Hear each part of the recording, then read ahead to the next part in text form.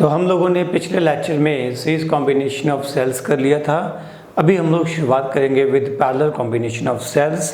यहाँ पर हम लोग दो सेल्स को पैरेलल कॉम्बिनेशन में जोड़ेंगे।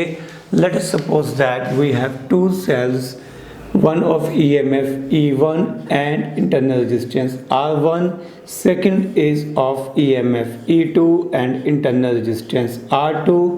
These two are connected in parallel in such a way that दोनों का पॉजिटिव एक तरफ जुड़ा हुआ है, दोनों का पॉजिटिव एक तरफ जुड़ा हुआ है और दोनों का नेगेटिव एक तरफ जुड़ा हुआ है। एंड इन दोनों को हम लोगों ने यहाँ पर एक एक्सटर्नल रेजिस्टेंस के साथ कनेक्ट कर दिया। से value of external resistance is R। अब यहाँ से करंट आएगा E1 से I1, सपोज E2 से करंट आया I2। ये दोनों करंट्स इस पॉइंट पे, इस जंक्शन पे कंबाइन कर जाएंगे और इस रेजिस्टेंस में टोटल करंट आई जाएगा which is sum of I1 and I2। Current ऐसे ही वापस जाएगा। हमें पता है कि बैटरी एक ईमानदार बच्ची है, जितना करंट लेती है उतना ही वापस भी देती है, या जितना करंट बाहर आया उतना ही करंट अंदर भी जाएगा। तो करंट I1 I2 वापस इसी तरह से बैटरीज या सेल्स के अंदर चले जाएंगे। अब अगर मुझे इस I1 की वैल्यू लिखनी हो, what is the current through this battery E1, तो इसके लिए मैं यहाँ पर क्या काम करता हूँ, मैं यहाँ पर पोटेंशियल ड्रॉप लिखता हूँ V। We can understand that this V is same, terminal potential difference कह सकते हैं। This V is same for E1, for E2 and यही potential difference होगा across resistance R। अब ध्यान से देखो, अगर मैं इन पॉइंट्स को लेबल कर दूं A एंड B, तो आप देखोगे कि इस रेजिस्टेंस के पास भी पोटेंशियल ड्रॉप कितना है AB, इस सेल के पास टर्मिनल पोटेंशियल डिफरेंस AB, इस दूसरे सेल के पास भी टर्मिनल पोटेंशियल डिफरेंस की वैल्यू AB ही है। तो मैंने उसको V लिख रखा है। अगर मैं सिंपल फॉर्मूला अप्लाई करूं, V इज इक्वल टू होता है E minus I into R।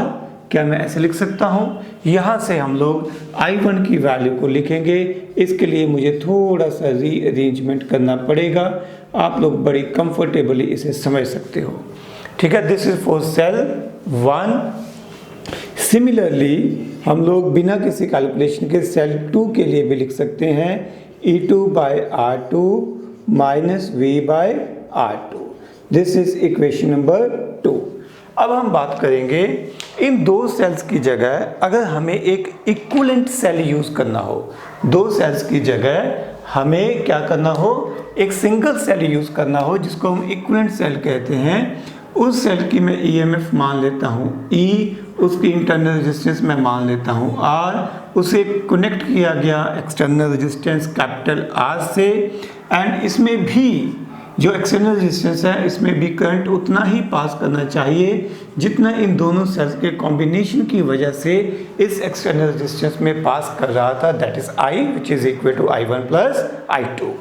तो मैं यहाँ पर लिख सकता हूँ, अगर यहाँ पर मुझे I की वैल्यू या पोटेंशियल ड्रॉप V लिखना हो, दोनों ही लिखे जा सकते हैं, तो V की वैल्यू मैं लिख सकता हूँ E minus I into R।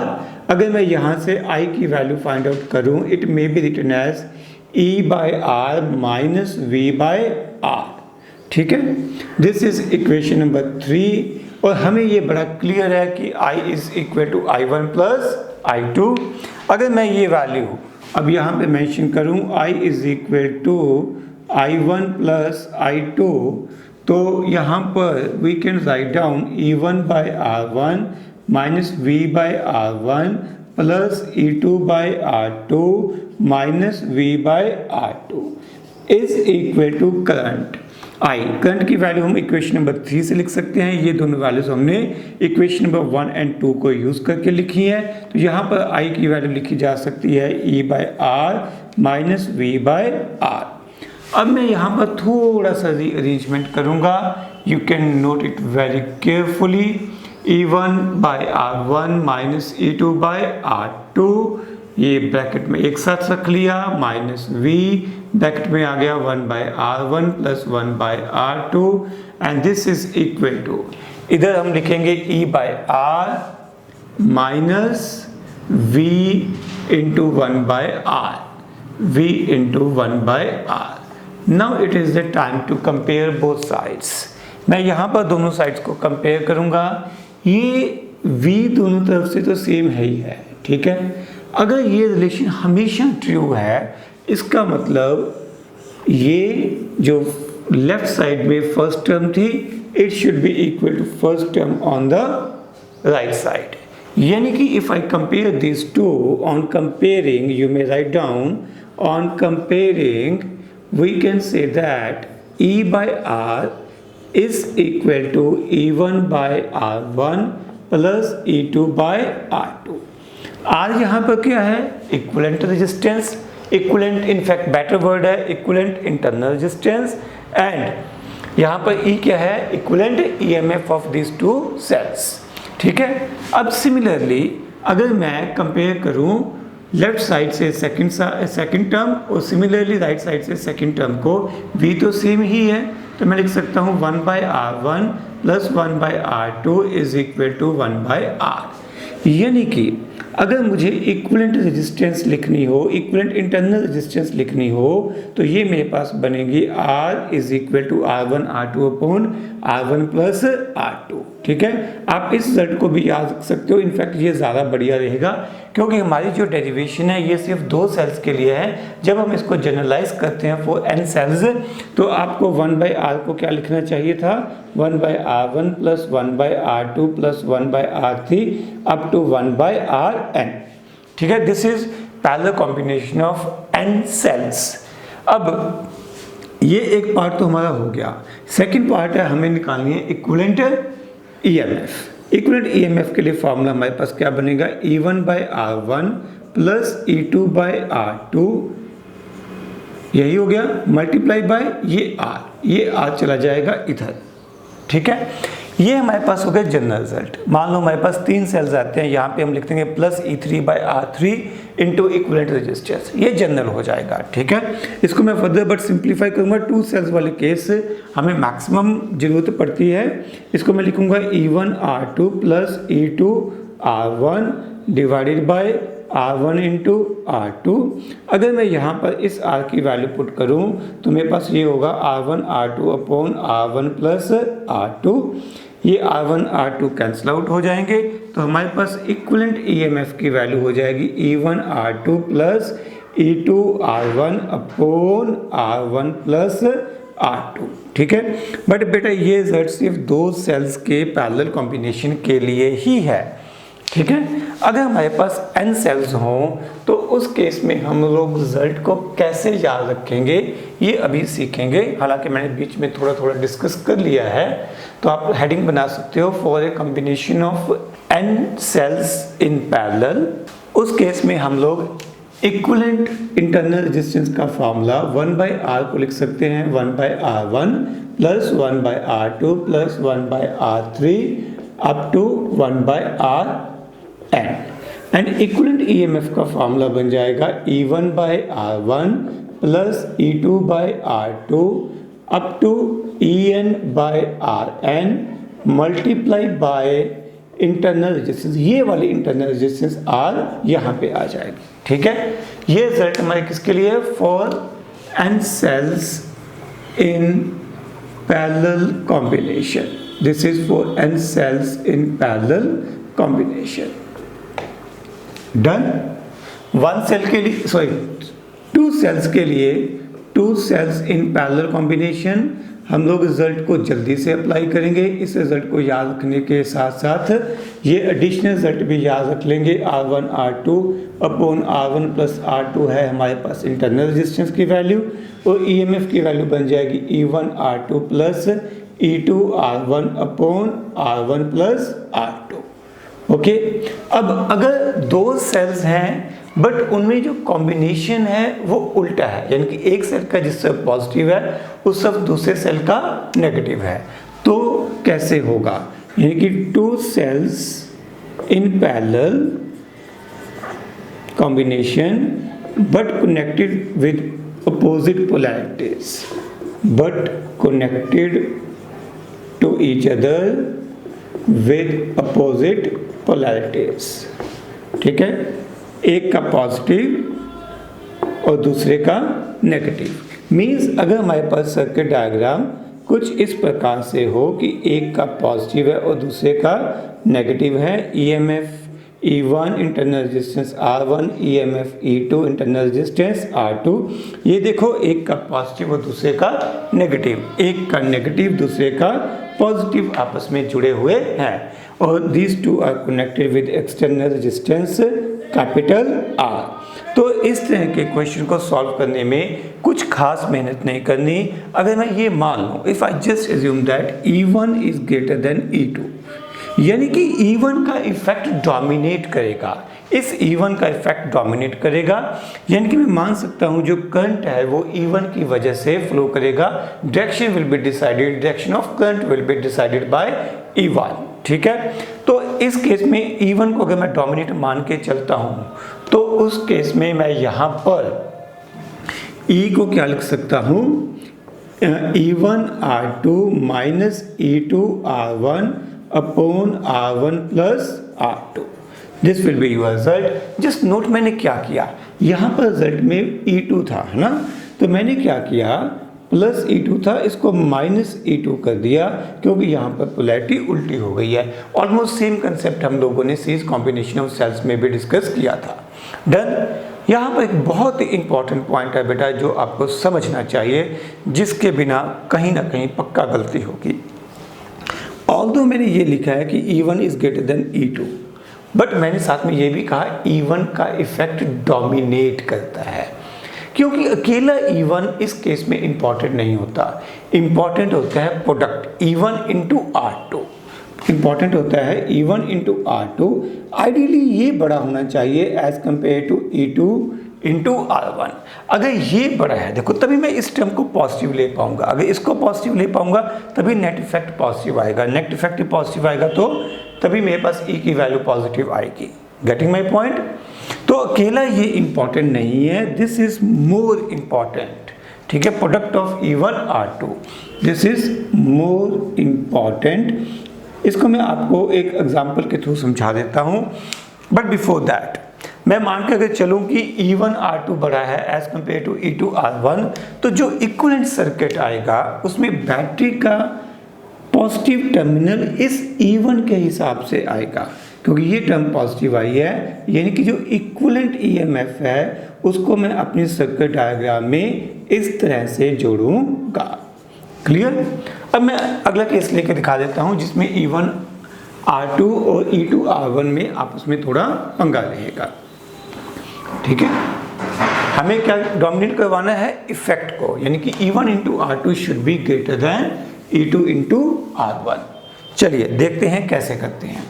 अगर मैं लिखूं कि E1 की वैल्यू है 4 वोल्ट एंड R2 की वैल्यू मेरे पास है 1 ओम एंड E2 की वैल्यू मेरे पास है 2 वोल्ट बट R1 की वैल्यू मेरे पास है 6 ohm. Now see the concern, E1 बेशक बड़ा है, although E1 is greater than E2, but at the same time look, E1 R2 is 4 units and E2 R1 is equal to 12 units। यानी कि इस बार ये इफेक्ट डोमिनेट करेगा, यानी कि इस केस में अब क्योंकि ये वैल्यू पॉजिटिव है तो मैं सर्किट डायग्राम, मान लो मेरे पास यही सर्किट डायग्राम थी, तो जो इक्विवेलेंट सर्किट डायग्राम है उसमें अब मैं ये बनाऊंगा, क्योंकि E2 R1 डोमिनेट करेगा, E2 सेल का इफेक्ट डोमिनेट करेगा, तो जो मैं पॉजिटिव टर्मिनल नेगेटिव टर्मिनल्स हैं वो E2 के हिसाब से यहाँ पर लगा सकता हूँ, यानी कि सर्किट में करंट कुछ इस तरह से फ्लो करना चाहिए। यहाँ पर इंटरनल रेजिस्टेंस हमने R1 मान ली और इफेक्टिव EMF E मान ली, तो इफेक्टिव EMF E की वैल्यू अब यहाँ पर क्या लिखेंगे, E2 R1 minus E1 R2, ठीक है, अपॉन R1 प्लस R2। यहाँ पर देखो ये साइन मैंने उल्टा कर दिया है, सीधी सी बात है, मैं इस साइड को पॉजिटिव रखना चाहता हूँ। ठीक है, ये पॉजिटिव तभी रहेगी तो जब ये आगे आएगी, ये वैल्यू अभी बड़ी है तो इसको मैं आगे रख लेता हूँ, क्योंकि मैंने समझ लिया है कि इसका इफेक्ट डोमिनेट करने वाला है। ठीक है बच्चों, अगला पॉइंट आ गया हमारे पास। अगर n identical sales parallel combination में जोड़े गए हों, यहाँ पर हमने पहले अलग अलग सेल्स लिए थे ये वाले केस में, अब हम आइडेंटिकल सेल्स को पैरेलल कॉम्बिनेशन में जोड़ेंगे, उस केस में देखते हैं क्या इफेक्ट होता है। n identical cells are in parallel combination, okay, each of EMF E naught, each of EMF E naught and internal resistance R naught.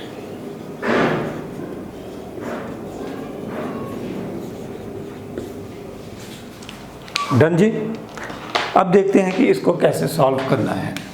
हमारे पास E का फॉर्मूला क्या बनेगा, E naught by R naught, ये हो जाएगा up to n times, यानी कि ये n टाइम्स करेंगे तो ये हो जाएगा n से multiply by internal resistance of the combination. n cells हैं पैरेलल में, तो इनके लिए जब इंटरनल रेजिस्टेंस लिखेंगे तो ये 1/r is equal to 1/r naught plus 1/r naught plus 1/r naught n times हो जाएगी। तो इंटरनल रेजिस्टेंस भी हमारे पास कितनी हो जाएगी, r नॉट बाय n, ये r नॉट कैंसिल आउट हो जाएगा, n भी कैंसिल आउट हो जाएगा, यानी कि इफेक्टिव EMF की वैल्यू कितनी बनेगी, E नॉट। आई रिपीट कि हमारी स्टोरी है क्या, हमारी स्टोरी में क्या है, इस बार कुछ सेल्स लगे हुए हैं जो कि पैरेलल कॉम्बिनेशन में हैं। सभी सेल्स की EMF as well as internal resistance same है, each of E naught and R naught. Done. इन सभी को जोड़ा गया है एक एक्सटर्नल रेजिस्टेंस कैपिटल R से। अब आप समझो ये सभी पैरेलल में हैं, सभी की EMF एक जैसी है, तो इस केस में इफेक्टिव EMF भी E नॉट ही आएगी। बट क्योंकि इंटरनल रेजिस्टेंस पैरेलल में है और हमारे इस फॉर्मूले के हिसाब से जो नेट EMF है, नेट इंटरनल रेजिस्टेंस है, that will decrease by a factor of n, यानी कि ये बन जाएगी R naught by n। Means इस सर्किट को मैं इस तरीके से रिप्रेजेंट कर सकता हूँ, we have equivalent EMF of E naught and internal resistance is R naught by n and connected with external resistance capital R. Okay, अब देखते हैं इस केस में कितना करंट फ्लो करेगा। We are going to calculate current in the circuit. Current का formula होता है EMF upon resistance R plus R naught by n। आप यहाँ पर LCM ले सकते हो, n E not upon n R plus R naught. ये क्लियर है बच्चों। अब देखते हैं कि हमें इस तरह का पैरेलल कॉम्बिनेशन यूज कब करना चाहिए। अगर मैं सपोज करूं if capital R is very very very small as compare to R naught, यानी कि एक्सटर्नल रेजिस्टेंस बहुत छोटी है और इंटरनल रेजिस्टेंस बहुत ज़्यादा है, then we can ignore, then NR can be neglected, we can ignore, can be neglected in comparison with R naught। इसके मुकाबले में निगलेक्ट कर सकते हैं, यानी कि करंट की वैल्यू कितनी हो जाएगी, n E naught by R, यानी कि करंट की वैल्यू हो जाएगी n times current due to one cell. ठीक है, this is current due to one cell, तो I हो जाएगा n times current due to one cell. यानी कि इस केस में अगर हम करंट को n टाइम्स करना चाहते हैं तो हमारे लिए ज़रूरत क्या होगी, कंडीशन क्या होगी कि इंटरनल रेजिस्टेंस ज़्यादा होनी चाहिए। ठीक है, यही फ़ायदे का सौदा है, इसी में हमें कुछ गेन होगा। बट खुदा ना खास्ता अगर अगला केस हो, अगले केस में क्या है कि अगर हमारे पास इंटरनल रेजिस्टेंस कम हो और एक्सटर्नल रेजिस्टेंस ज़्यादा हो। ठीक है, इंटरनल रेजिस्टेंस कम हो और एक्सटर्नल रेजिस्टेंस ज़्यादा हो, जैसा कि यहाँ पे मैंने लिखा है। इस केस में हम किसको इग्नोर करेंगे, R naught can be neglected in comparison with n R, यानी कि करंट की वैल्यू क्या बन जाएगी, n E naught by n R. ये एन से एन कैंसिल आउट हो जाएगा, करंट का फॉर्मूला बन जाएगा ई नॉट बाय आर। यानी कि इस केस में करंट उतना ही रहेगा जितना कि एक सेल की वजह से फ्लो करता है। तो मोटे से तौर पे इसमें कोई फ़ायदा होने वाला नहीं है। यहाँ पर इस तरह के कॉम्बिनेशन से हम करंट को बढ़ा नहीं सकते। अगर आप ध्यान से देखो, अपने नोटबुक के कुछ पेजेस टर्न करके देखो लास्ट लेक्चर में, वहाँ पर ये कंडीशंस आपस में रिवर्स हो गई हैं। ठीक है, सीरीज कॉम्बिनेशन में इस रूल से, इस कॉम्बिनेशन से फ़ायदा होता था, पैरेलल कॉम्बिनेशन में इस तरह से फ़ायदा हो रहा है। Is that okay? तो आपको समझ आ गया पैरेलल कॉम्बिनेशन में हमें कैसे सॉल्व करना है। ठीक है, and now we have mix combination of cells. हम इसमें जितनी भी सेल्स लेंगे सभी आइडेंटिकल लेके चलेंगे। We will consider that we have n cells in each row, n cells in each row, and there are m rows, and there are m rows. Each cell is of EMF E naught and E naught and internal resistance R naught and internal resistance R naught. आप चाहो तो simply R लिख सकते हो, आपकी इच्छा है। ठीक है, तो अब हम लोग देखेंगे कि इस तरह के कॉम्बिनेशन में equivalent resistance and equivalent EMF की वैल्यू क्या आती है। तो we have a number of cells, each of EMF E naught and internal resistance R naught. We have n identical cells connected in series combination, और इस तरह के हमारे पास m combinations अवेलेबल हैं। We have such m combinations, यानी कि m rows, एक रो में n cells एंड ऐसे हमारे पास m rows है, यानी कुल मिला के नंबर ऑफ सेल्स कितने हो गए हैं, m into n, and this arrangement is connected to external resistance capital R। अब हमारे पास n सेल्स, एक का पॉजिटिव दूसरे का नेगेटिव, एक का पॉजिटिव दूसरे का नेगेटिव आपस में जुड़े हुए हैं। ठीक है, तो इसका मतलब अगर मैं सीरीज कॉम्बिनेशन में बात करूं, सिर्फ एक रो की बात करूं, तो एक रो में इफेक्टिव EMF हो जाएगी NE नॉट, सभी इंटरनल रेजिस्टेंसेस भी ऐड हो जाएंगी, तो ये हो जाएगी NR नॉट। ये फर्स्ट रो की बात हो गई। I think same story will be for the second row, third row and up to mth row. सभी रोज में सेम काउंट था सेल्स का, हर सेल की सेम EMF थी, हर सेल की सेम इंटरनल रेजिस्टेंस थी। इसका मतलब अगर मैं एक रो को हटा के ये एक इक्विवेलेंट बैटरी लगाता हूँ जिसकी EMF E naught and E naught है, internal resistance R naught multiply by n है, तो वो सभी इसी तरह से हम कहानी को रिपीट करते हुए सर्किट कंप्लीट कर सकते हैं। इस तरह से हम कितनी रोज लेंगे, m रोज लेंगे, और इनके साथ क्या जुड़ा हुआ है, इनके साथ कनेक्टेड है एक external resistance capital R। Is that okay? अब ये सभी कौन से कॉम्बिनेशन में आ गए हैं, पैरेलल कॉम्बिनेशन में। हमने अभी अभी जस्ट पीछे जो पढ़ा था उसमें ये पढ़ा था कि जो EMF है वो सेम रहती है, क्योंकि इनके क्रॉस पोटेंशियल ड्रॉप की वैल्यू सेम रहेगी। तो अगर आइडेंटिकल सेल्स पैरेलल कॉम्बिनेशन में जुड़े हुए हो तो EMF की वैल्यू तो सेम रहेगी, इक्विवेलेंट EMF आ जाएगी NE naught, but internal resistance कम हो जाएगी, internal resistance will decrease by a factor of m, यानी कि जो नई सर्किट डायग्राम है हम इस तरह से बना सकते हैं। हमने इन सभी सेल्स को n into m सेल्स को रिप्लेस कर दिया है विद ए सिंगल सेल कह लो, with a single battery of लो, ऑफ EMF NE naught and internal resistance NR naught by m से। ठीक है, अब हमें यहाँ से सर्किट में करंट अगर रिक्वायर्ड है तो हम लोग कैलकुलेट कर सकते हो, total EMF upon total internal resistance plus external resistance. अगर आप यहाँ से LCM लोगे तो ये बन जाएगा n into m into E naught upon n R naught plus m R. ठीक है, ये हो गया सर्किट में current.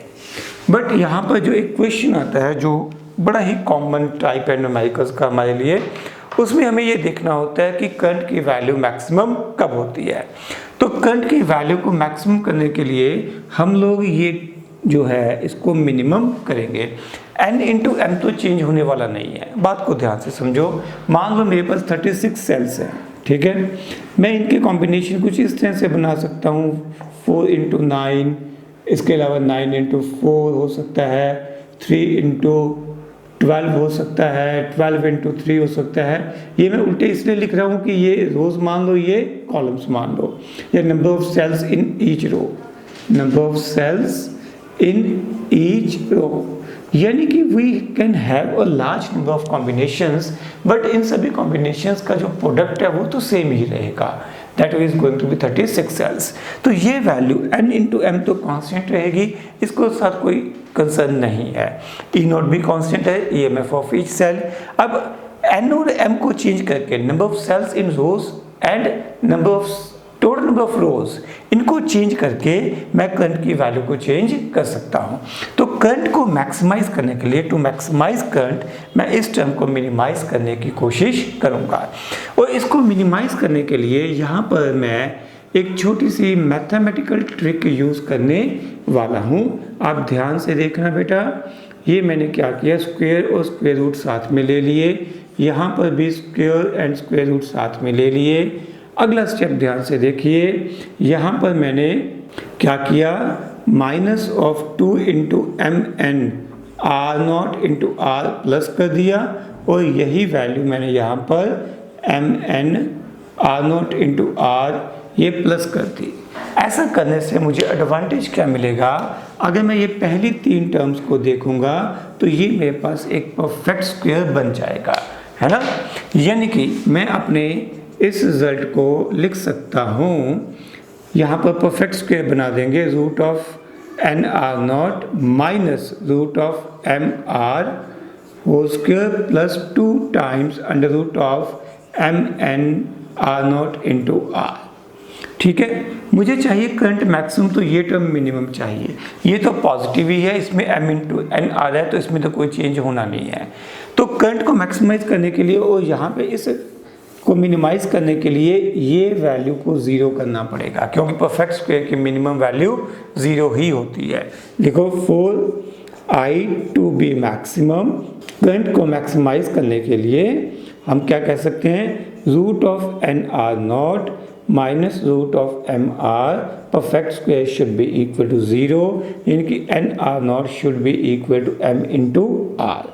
This is required condition. Generally हम लोग ये आर नॉट नहीं लिखते हैं, हम इसको ऐसे ही याद रख सकते हैं, n R is equal to m into are.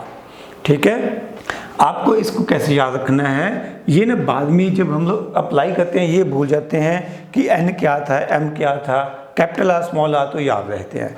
तो आपको क्या याद रखना है, N R number of cells in each row, साथ में resistance, internal resistance of each cell, internal resistance of each cell. Clear है बेटा, internal resistance of each cell, इन दोनों का प्रोडक्ट कांस्टेंट रहेगा।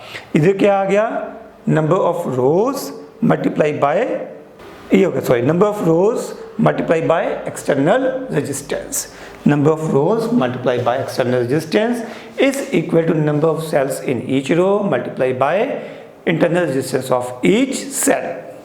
ओके बेटा, इसी के साथ हमारी सीरीज पैरेलल कॉम्बिनेशन की थ्योरी खत्म होती है। Now we are going to start numericals. तो हमारे पास फर्स्ट न्यूमेरिकल क्या है, 2 identical cells of EMF 1.5 volt each joined in parallel, 2 identical cells each having EMF of 1.5 volt are connected in parallel to supply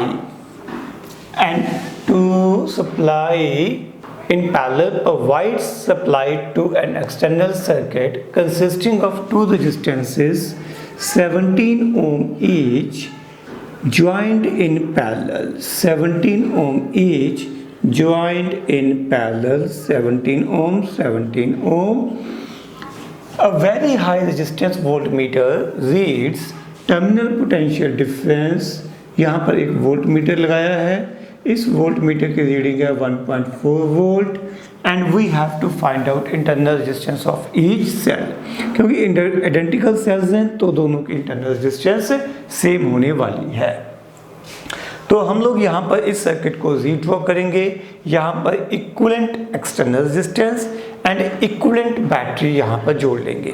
क्योंकि दो identical sales parallel में जुड़े हुए हैं तो ईएमएफ तो सेम ही रहेगी, इफेक्टिव ईएमएफ वही रहेगी, बट इंटरनल रेजिस्टेंस हाफ हो जाएगी। पैरेलल कॉम्बिनेशन है, R/2 हो जाएगी, तो ये हो जाएगी R/2। It is connected to external resistance, ये दोनों पैरेलल में है तो इफेक्टिव एक्सटर्नल रेजिस्टेंस हो जाएगी 17/2 ओम। क्या ये क्लियर है? This is the most important step, ये आपको समझ में आना चाहिए। अगर ये क्लियर है तो बात बन गई। समझ में आया? इन दोनों की इफेक्टिव ईएमएफ लिखी है, पैरेलल कॉम्बिनेशन में सेम ईएमएफ है, आइडेंटिकल सेल्स हैं तो effective EMF will remain unchanged, but internal resistance will decrease by a factor of n। उतने फैक्टर से कम हो जाएगी जितने आइडेंटिकल सेल्स पैरेलल में लगे हुए हैं। 2 लगे हैं तो बाय 2 हो जाएगी। और यहाँ पर हमें पोटेंशियल ड्रॉप की वैल्यू 1.4 वोल्ट दे रखी है। क्वेश्चन में मेंशन है a very high resistance voltmeter, यानी कि इसकी इनफाइनाइट रेजिस्टेंस मानी जा सकती है, यानी कि इस वोल्टमीटर की प्रेजेंस सर्किट में करंट या पोटेंशियल ड्रॉप की वैल्यूज को इन्फ्लुएंस नहीं कर रही।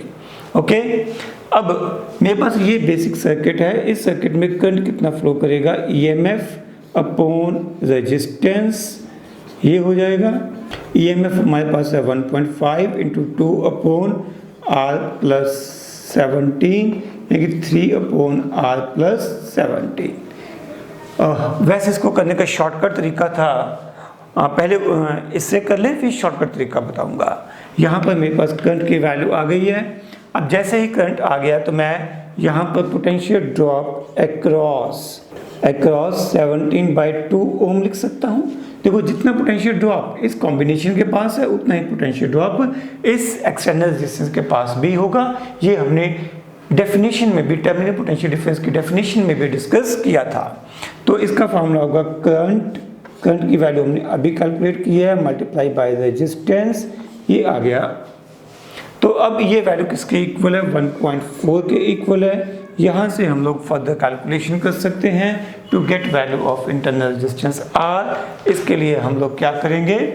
क्रॉस मल्टीप्लाई कुछ रीअरेंजमेंट करेंगे तो R+17 मेरे पास हो जाएगा 51/2.8, यानी कि R की वैल्यू हो जाएगी 510/28 - 17, and on calculation we will nearly get this value 1.21 ohm। अब मैं आप लोगों को कह रहा था कि इसमें एक थोड़ा सा शॉर्टकट मेथड भी है। वो क्या था? अगर आप इंटरनल रेजिस्टेंस का फार्मूला लगा देते, F स्टैंड्स फॉर फार्मूला, वो फार्मूला था हमारे पास E/V - 1 × R। ठीक है, जो हमने इंटरनल रेजिस्टेंस वाले आर्टिकल में पढ़ा था। इंटरनल रेजिस्टेंस हमारे पास इस बार कितनी है? R/2। ईएमएफ की वैल्यू हमने कितनी लिखी है? 1.5। टर्मिनल पोटेंशियल डिफरेंस हमें 1.4 दे रखा है, -1 × कैपिटल R। एक्सटर्नल रेजिस्टेंस हमारे पास है 17/2।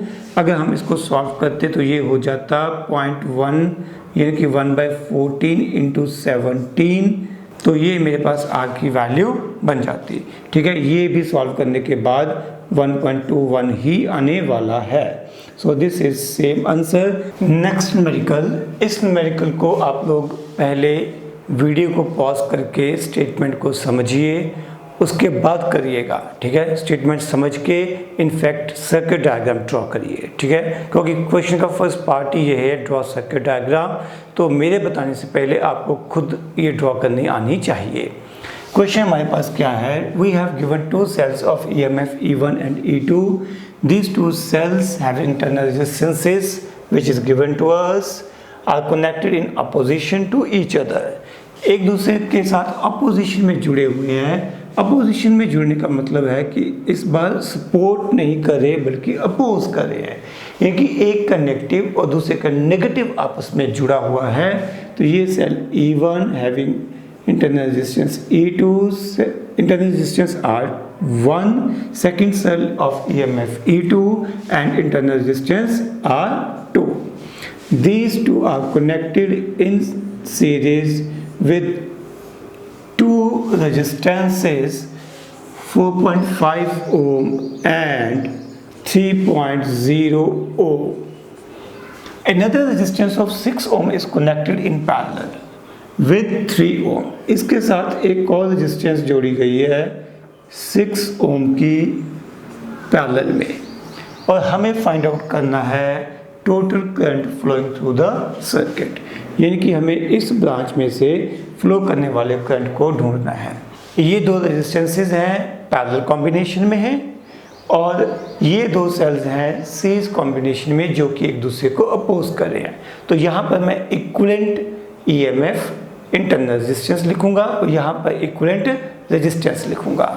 तो इन दोनों में से E1 E2 में से किसकी वैल्यू ज़्यादा है? एक है 4 वोल्ट, एक है 8 वोल्ट। तो 8 वोल्ट उम्मीद है कि डोमिनेट करेगा।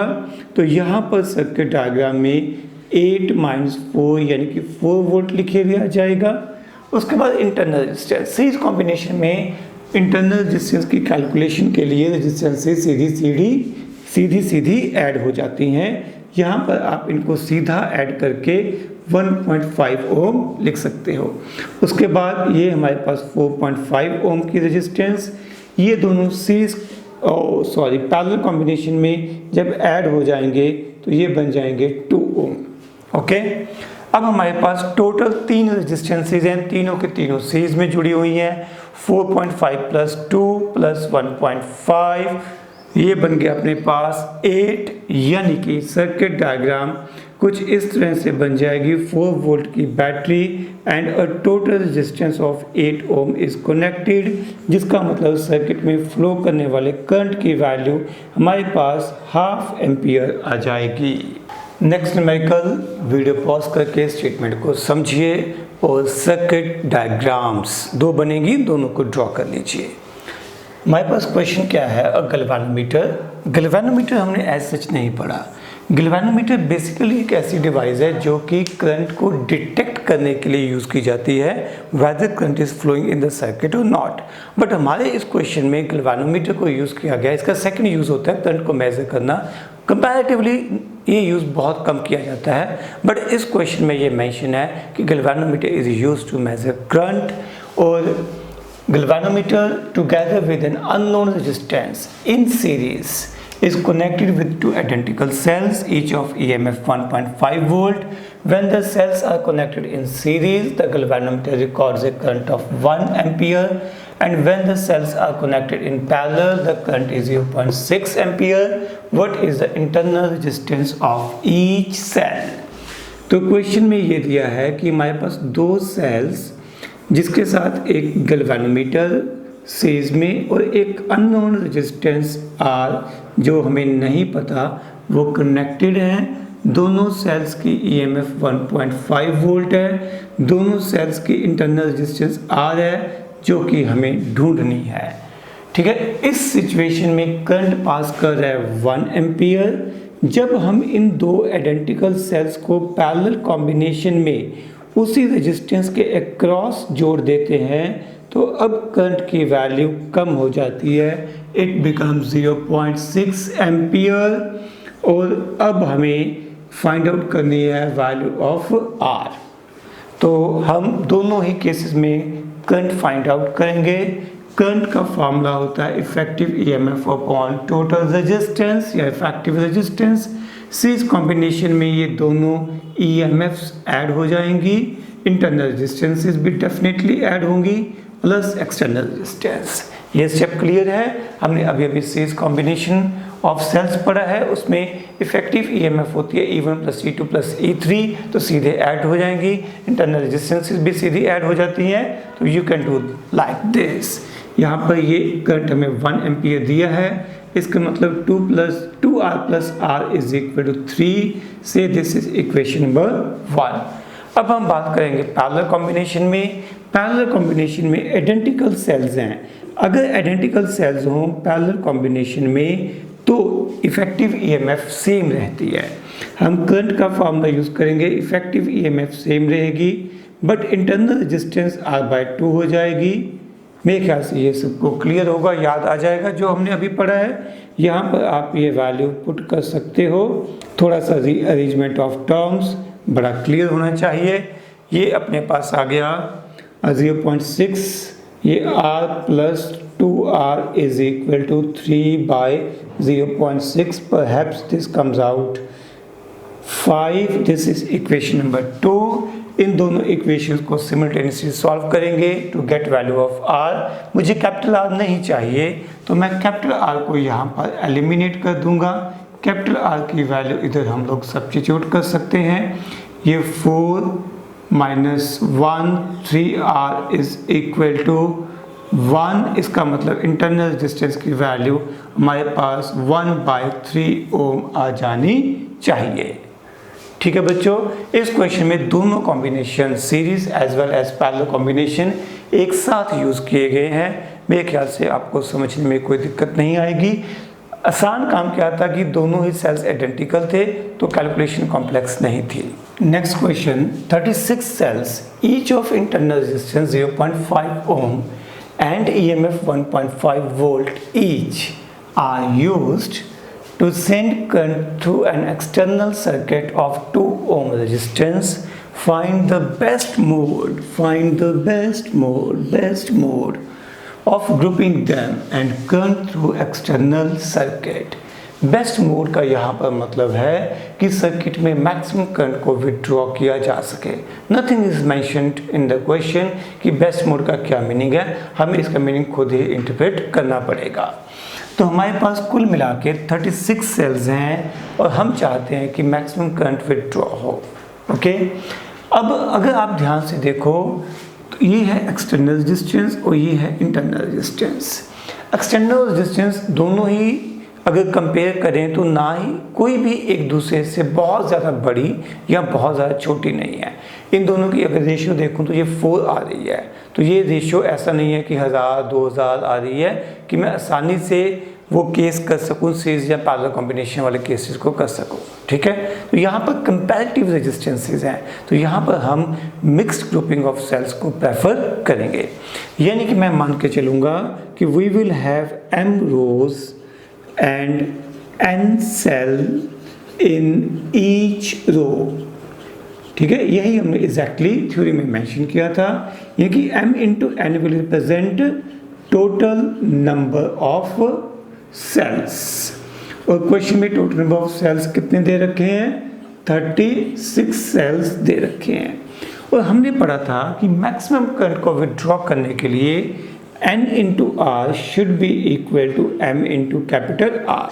This was condition for maximum current। Maximum current को विड्रॉ करने के लिए ये कंडीशन हम लोगों ने पढ़ी थी। n into R should be equal to m into R। n into small r internal resistance जिसकी वैल्यू हमें हाफ दे रखी है is equal to m into capital R जिसकी वैल्यू हमें 2 ओम दे रखी है। यानी कि n is equal to 4m। This is equation number 2। n की वैल्यू इधर सब्स्टिट्यूट कर देंगे, हमारे पास m इंटू 4m हो जाएगा। दिस कम्स आउट 36, यानी कि 4m² अपने पास हो जाएगा 36, यानी कि m² अपने पास हो जाएगा 9, यानी कि m की वैल्यू अपने पास हो जाएगी 3। यानी कि m means number of rose, means हमें कितनी रोज चाहिए? 3 रोज चाहिए। और हर एक रो में सेल कितने चाहिए? अगर m को यहाँ पुट करूँगा तो n की वैल्यू हो जाएगी 12, यानी कि हमें 12 सेल्स चाहिए हर एक रो में। उस केस में हम मैक्सिमम करंट को विड्रॉ कर सकेंगे। और करंट का फार्मूला हमने क्या पढ़ा था, याद करो, m into n into e upon n into small r plus m into capital R। Although ये दोनों इक्वल है बट स्टैंडर्ड फॉर्मूला यही था। करंट I की वैल्यू लिखी जा सकती है m into N which is 36 multiply by E लिखो, ई है हमारे पास 1.5 upon n into R, n है हमारे पास number of cells in each row, internal resistance of each cell is half plus number of rows which is 3 and external distance which is 2. This comes out 36 multiplied by 1.5 divided by 3 हो जाएगा 12, ये cancel out हो जाएंगे 3, this comes out 4.5 ampere, यानी कि जो current withdraw होगा वो होगा 4.5 ampere. Next question, the ends of a resistance are connected to 19 cells in series, each of resistance 0.1 ohm. The current is found to be 2 ampere. 19 cell को एक series में जोड़ा गया विद एक्सटर्नल रेजिस्टेंस। हर एक cell की हमें internal resistance पता है विच इज़ 0.1 ओम, बट हमें EMF नहीं पता, बट नंबर ऑफ सेल्स की गिनती हमें पता है। इसका मतलब अगर मुझे सर्किट में से करंट लिखना हो तो इफ़ेक्टिव EMF हो जाएगी NE एंड इफ़ेक्टिव रेजिस्टेंस हो जाएगी NR, बिकॉज ये हमें सीरीज कॉम्बिनेशन गिवन है। N हमें 19 गिवन है, E is unknown, external resistance is unknown, ये 19 मल्टीप्लाई बाई 0.1। सर्किट में करंट की वैल्यू हमें कितनी गिवन है 2 एम्पियर। सर्किट में करंट की वैल्यू 2 एम्पियर गिवन है, यानी कि अगर मैं यहाँ पर थोड़ा सा रीअरेंज करूँ तो मैं इक्वेशन को कुछ इस तरह से लिख सकता हूँ। ठीक है बेटा, अब हम सेकंड लाइन पे चलते हैं। The number of cells is reduced to 15। अब जो नंबर ऑफ सेल्स हैं उनकी गिनती 15 कर दी गई है and external resistance of 9.5 ohm is connected. यहाँ पर एक और रेजिस्टेंस 9.5 ओम की कनेक्ट कर दी गई है जिससे करंट हाफ हो गया। पहले 2 एम्पियर था, अब करंट 1 एम्पियर हो गया।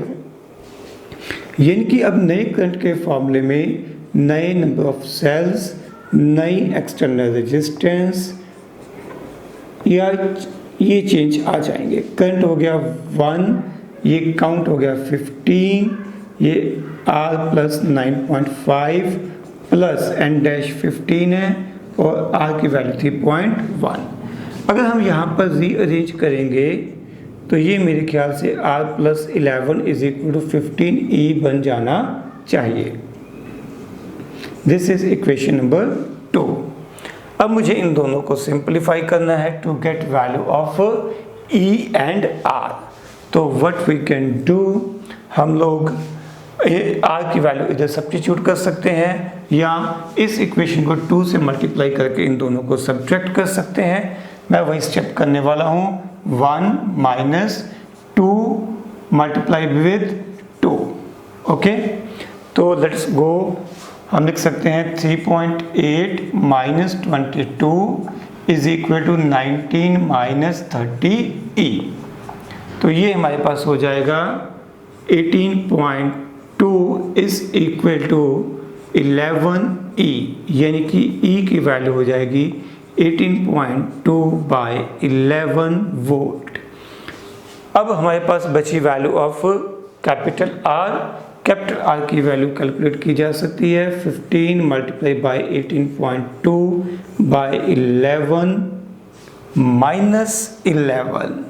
On calculation you will get this value 13.8 ohm. This is value of external resistance R and this is EMF of each cell. Okay, कोई कैलकुलेशन मिस्टेक हुई तो बेटा वो चेक कर लेना, मेरे पास इसका आंसर लिखा हुआ नहीं है। Next question, any identical cells, each of EMF E and internal resistance R are joined to form a closed circuit. One cell A is joined with reverse polarity. The potential difference across each cell except A is। हमारे पास n sales थे, उनमें से n-1 sales एक ही polarity में, ताकि एक दूसरे को सपोर्ट कर सकें, एक का पॉजिटिव दूसरे का नेगेटिव जुड़ा हुआ है, जबकि गलती से एक सेल उल्टा जुड़ गया है, उस सेल को लेबल किया गया है A। अब हमें क्वेश्चन में ढूंढना है what is potential difference across each cell except A। तो पहले तो हम लोग सर्किट में ढूंढेंगे करंट की वैल्यू कितनी है, कितने सेल्स जो एक दूसरे को फेवर कर रहे हैं, एक दूसरे को सपोर्ट कर रहे हैं, वो है n-1। एक सेल है जो अपोज कर रहा है, ठीक है, उसकी ईएमएफ भी E है। तो सर्किट में नेट ईएमएफ या इफेक्टिव ईएमएफ की वैल्यू कितनी होगी, जो ईएमएफ सपोर्ट कर रही है माइनस जो अपोज कर रही है, ये हो गया n-2 इंटू E, यही हो जाएगा। What is internal resistance, actually external तो है ही नहीं है, क्योंकि इनको ही आपस में जोड़ दिया गया है। तो इंटरनल रेजिस्टेंस चाहे सेल जिस मर्जी अरेंजमेंट में जोड़े हों, इंटरनल रेजिस्टेंस तो ऐड ही होनी है। टोटल इंटरनल रेजिस्टेंस हो जाएगी N into R। What is current in the circuit, EMF, net EMF या इफेक्टिव ईएमएफ अपॉन रेजिस्टेंस, ये हमारे पास आ गई करंट की वैल्यू। बट हमसे पूछा गया है potential difference across any cell, उसका फॉर्मूला यही होगा E minus I into R, terminal potential difference या potential difference across any cell. Current बेटा हम लोगों ने अभी अभी कैलकुलेट किया है, तो करंट की वैल्यू यहाँ पर सब्स्टिट्यूट की जा सकती है, ये R कैंसिल आउट हो जाएगा, E यहाँ पर कॉमन आ जाएगा n-n प्लस 2/n, ये n भी कैंसिल आउट हो जाएगा, ये कि टर्मिनल पोटेंशियल डिफरेंस की वैल्यू बन जाएगी 2E/n। So this is your correct answer, D आपका फाइनल आंसर होगा। नेक्स्ट क्वेश्चन, इस क्वेश्चन में काफ़ी कॉम्प्लेक्स सर्किट दे रखा है। You can see there are 4 cells having different internal resistances connected with a external resistance of 2 ohm. तो हम लोग इस क्वेश्चन को स्मार्टली करेंगे, हम 1 बाय 1 करके ब्रांचेस को सॉल्व करेंगे, फिर देखेंगे कैसे series parallel combination of cells को अप्लाई किया जा सकता है।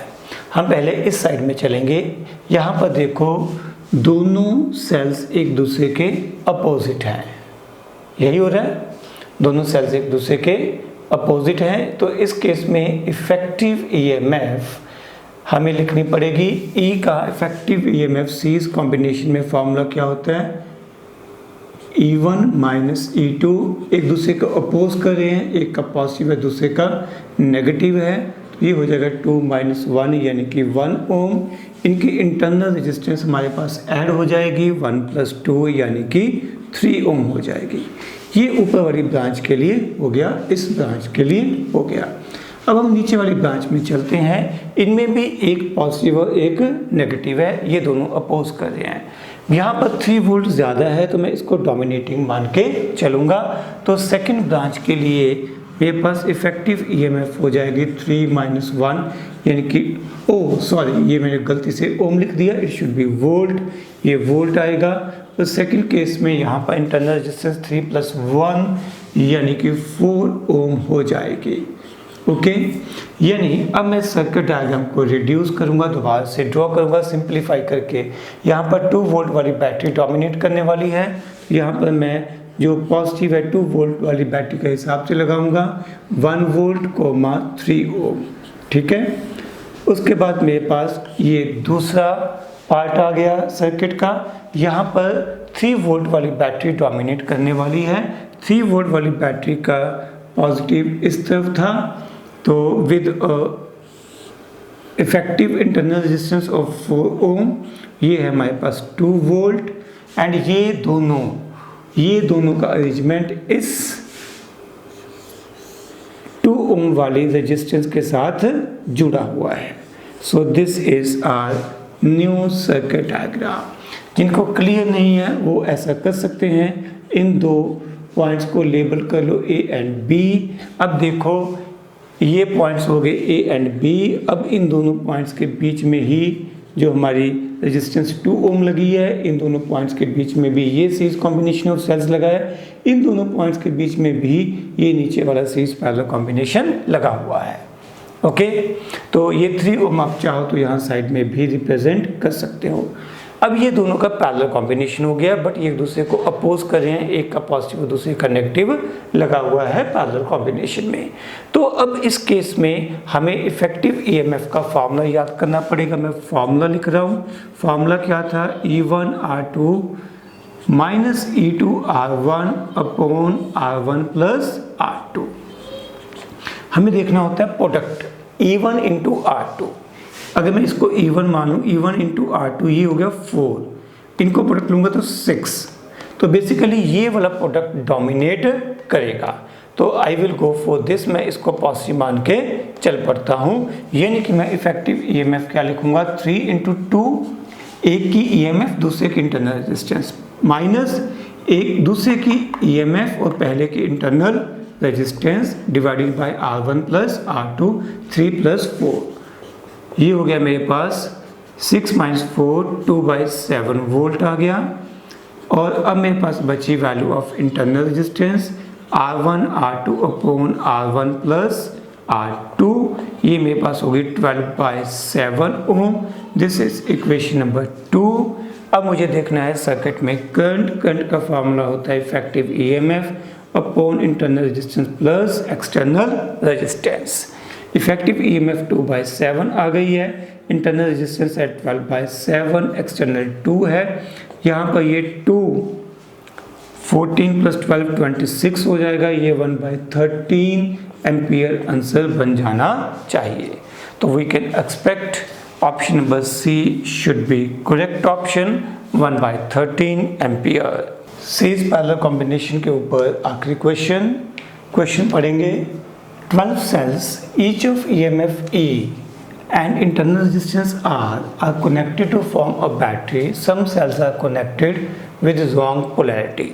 मैं मान लेता हूँ कि N cells जो हैं वो wrong polarity में जोड़ दिए गए हैं, यानी कि 12 माइनस N cells की polarity सही है और N cells की polarity गलत है, यानी कि जो इफेक्टिव EMF है वो यही बन जाएगी, जितनी की सही पोलैरिटी थी माइनस जो गलत पोलैरिटी थी, उन दोनों की ईएमएफ को सब्ट्रैक्ट कर दिया गया। ये हमारे पास इफेक्टिव या नेट ईएमएफ की वैल्यू आ गई। तो नेट ईएमएफ लिखी जा सकती है 12 minus 2N into E, but effective internal resistance की वैल्यू को हम लोग क्या लिखेंगे? 12 टाइम्स R, क्योंकि इंटरनल रेजिस्टेंस तो बढ़ेगी चाहे जैसे मर्जी सेल्स को कनेक्ट किया जाए। This battery is connected to another source of EMF 2E and internal resistance 2R. When the battery and source of EMF aid each other, मेरे पास ये बैटरी है, ठीक है, और ये सोर्स ऑफ EMF है। ये सोर्स ऑफ EMF जिसकी वैल्यू है 2E, इंटरनल रेजिस्टेंस है 2R। हमारी जो बैटरी है ये EMF एंड इंटरनल रेजिस्टेंस लिखती, ये एक दूसरे को सपोर्ट कर रहे हैं, दोनों एक दूसरे को सपोर्ट कर रहे हैं, एक का पॉजिटिव दूसरे का नेगेटिव जुड़ा हुआ है। तो क्वेश्चन में गिवन है when the battery and the source of EMF aid each other the current in the circuit is 3 ampere. Now thing is that कि इट इज नॉट मेंशन्ड कि ये दोनों इस तरह से जुड़े हुए हैं, यहाँ कुछ एक्सटर्नल रेजिस्टेंस है। फिलहाल मैं ये मान के चलूँगा कि यहाँ पर कोई एक्सटर्नल रेजिस्टेंस नहीं है। इस तरह से जुड़े हुए हैं तो सर्किट में करंट कितना फ्लो कर रहा है? 3 ampere of current is flowing in the circuit, so this is 3 ampere. फिर क्वेश्चन में कहा गया है कि अब इन दोनों को इस तरीके से जोड़ दिया ताकि एक दूसरे को अपोज करें। अब करंट 2 एम्पियर फ्लो करना शुरू कर देता है इन द सेम डायरेक्शन। यहाँ पर करंट यानी कि 3 एम्पियर की वैल्यू मैं लिखूँगा 12 minus 2N into E plus 2E।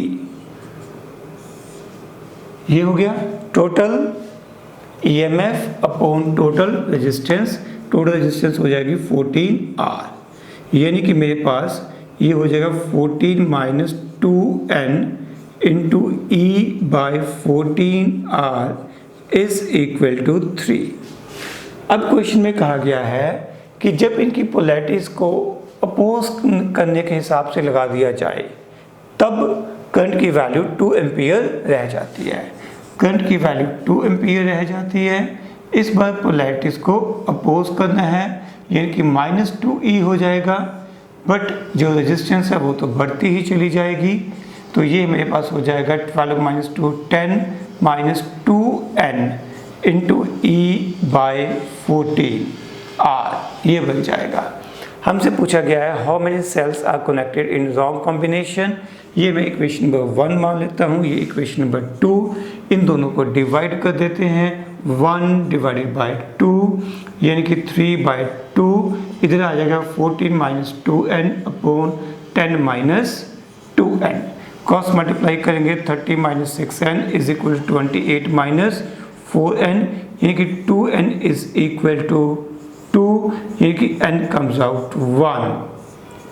ठीक है, यानी कि एक सेल जो है उसको रॉन्ग कॉम्बिनेशन में गलत पोलैरिटी के साथ कनेक्ट किया गया है। इसी के साथ हमारे सेल्स के सीरीज पैरेलल कॉम्बिनेशन के न्यूमेरिकल्स खत्म होते हैं।